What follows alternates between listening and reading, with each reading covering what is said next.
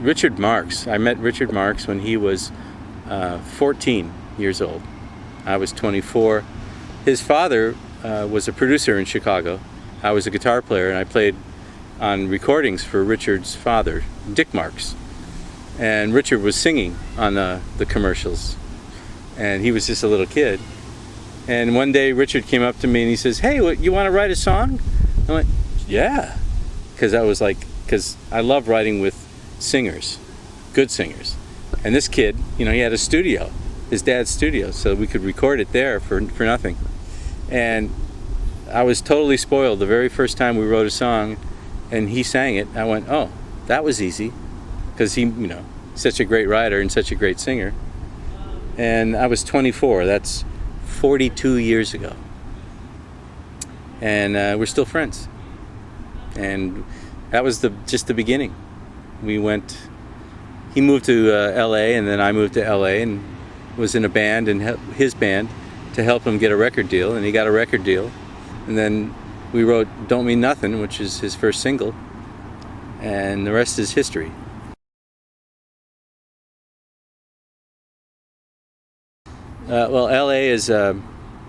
Nashville is becoming more like LA every day because everyone's moving there from everywhere else, because Nashville's one of the few places left in the United States where there is a thriving recording scene. LA, the recording scene has disappeared. People like Vinnie Colaiuta and Randy Waldman, the top session players, are on the road now to make their living. They used to be in the studio from 9 in the morning till 9 at night every day. Now the only music that is being recorded in LA constantly is film music, for the big films, but that's going away too because it's so expensive.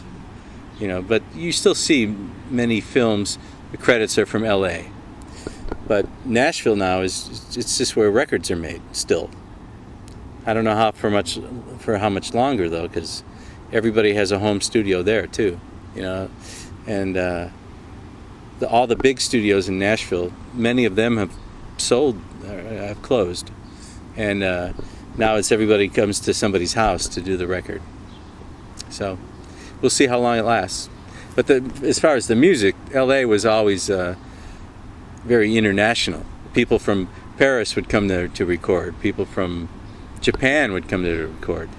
Nashville was mainly for American country artists and Christian artists. It's a very big Christian market there.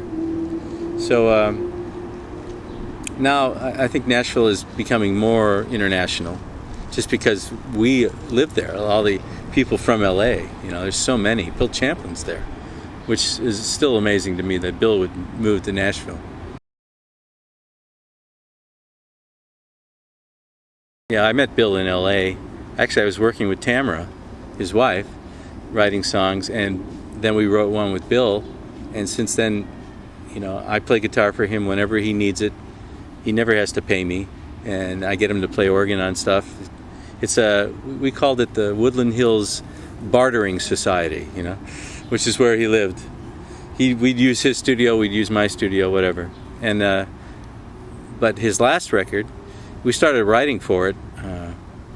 Let's see, it goes way back to 1993 when Sam was born. Just before Sam was born, Bill had a band. It was me and Billy Ward and a bass player who I didn't get along with, so I can't remember his name because... Who? No, he wasn't in that. This is before George. Anyhow, we played clubs. We played blues clubs. And we did Bill Champlin songs, and it was so much fun. And we did it for about a year, and then Bill went off with Chicago and was gone so much we couldn't do it. And but we started writing for his next record back then, and we'd have songs on his solo records, and he'd do songs on our solo records, and it was always a great thing. But we had special songs that we were saving for when we could get together with Billy Ward, George Hawkins, Bill and I in the room together and record like the old days. So he got a deal with Dream Makers, this record company who had just built a studio in New Jersey in an old church And so he says, okay, we're going to do it. We're going to do it the way we always wanted to do. And so we got together and rehearsed for 3 days. It was amazing sounding.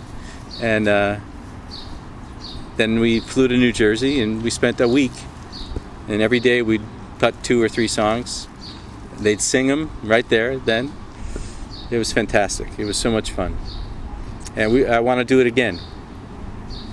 And we will, I'm sure. Because I think his record's doing pretty good. Not as good as that everybody wants it to do, but it's doing well.